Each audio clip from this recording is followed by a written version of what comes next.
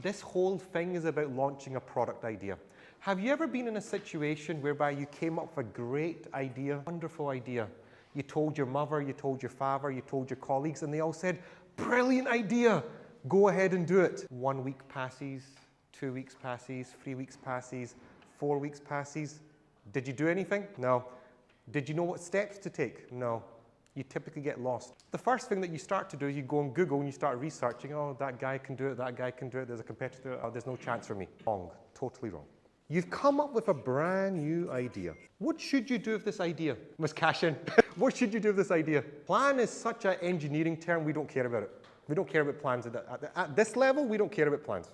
To the concerned department, you're the entrepreneur here. Is there a concerned department? There's no concerned department here. You're the product manager. There will be a market in there. Correct. There is something there about segment of a market. So you do want to get a market analysis done, but very specifically, the word I said there was segment. Which segment is this hitting? Which segment? I'm not saying the whole market, I'm saying segment. Whose job is that? Yeah, the product manager, right. Let's link it to the product management course, right. So idea. How do we capture the idea? What was the tool called? Day number 1, epic hypothesis statement, right?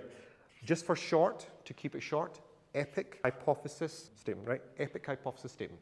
Just to keep it short. After you have identified the market segment, is that enough? What's that phrase, that famous saying that they say, if you're talking to everyone in the market, you're talking to no one. If you're sending a marketing message that's to everyone, you're talking to no one. So therefore, this is where your friend comes in, the persona thing. And that persona thing is coming in from a very specific tool. What was that tool called? Correct. Design thinking. That tool is going to give you a persona. But hold on a minute. Is that the only thing design thinking gives you? There was one more else thing that it gave you. What was that thing called? Customer journey map. Nice. I like this. Now I know exactly a bunch of steps that I can follow. I know I don't need to go to Google now. I know I don't need to go to a concerned department. I know exactly what I need to do by myself. I don't need anyone else. I can do this all by myself now. I can do this all on pen and paper. That's what the great product managers do. Pen and paper. Idea. Get which market am I tapping into? Get the segment. This is critical. And then identify who the persona is. For each piece, there's a tool that's being used and applied here. Design thinking, which is a customer journey map. Okay? This is for you to define when you're doing this for the design thinking process. Okay? Now, what is the outputs of a customer journey map? Remember there was thinking, feeling? Yes, and there was another bit at the bottom. What did I call that? Features. Okay, now I know what my customer is. I know what market they're sitting in. I also know what they're thinking and feeling when they're interacting with this brand new product service. And I also know how to make their life easier by creating these new features. Okay, Mr. EVP, VP, what feature should I do next? That's called HIPPO, highest paid person in the room. Remember there was a slide on it? Never do that. Wrong, completely wrong. What happens next? What happens next? So let's say you've got feature 1, feature 2, feature 3. What happens next? Look at the events, look at the rhythms. There's no engineering in this. There's no Gantt chart in this. Get your head out from the engineering stuff. It doesn't belong in product management. Get the stuff. This is analytical. This is for middle management. If you're thinking product management, you need to be thinking this stuff at the top. Not this, oh, there's a circuit board here, it connects. No, forget that. Don't care about that. I don't care about tasks, activities at this side. Higher level of thought is required here. So, features, what's the next step? What's this called? Market rhythms and events. Are we finished?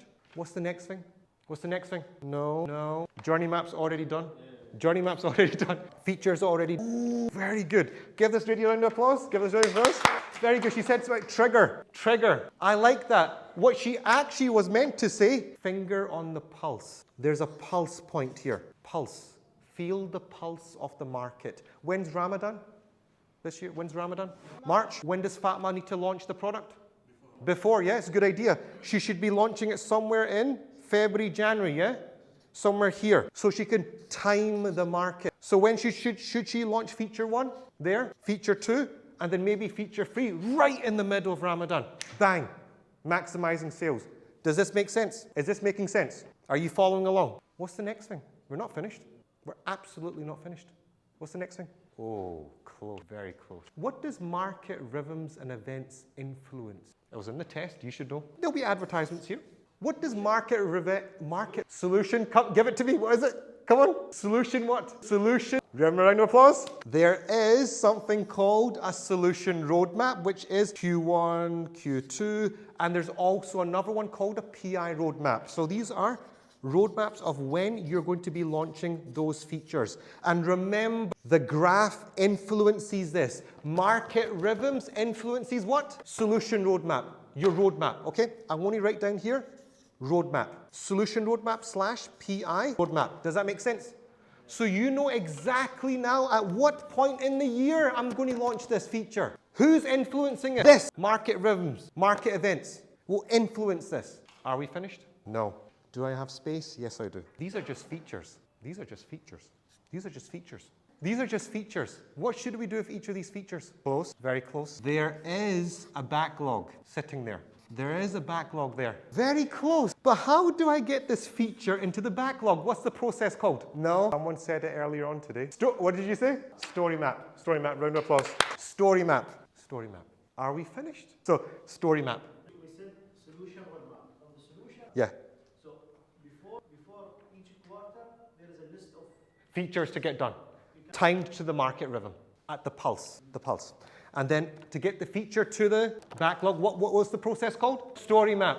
When it's sitting in the backlog, what starts? What's the next part of the process? Anyone remember this? The inner circle, planning, the daily stand-ups, the reviews, the retros, and you're eating the stories, eating the stories, eating the stories. As you're eating the stories, you are delivering value to the thing.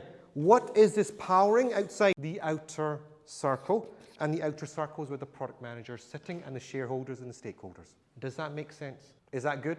Is that a good summary of the course? Which part of this was engineering? Nothing. Zero. You have to get your heads out of this if you want to think like a product manager.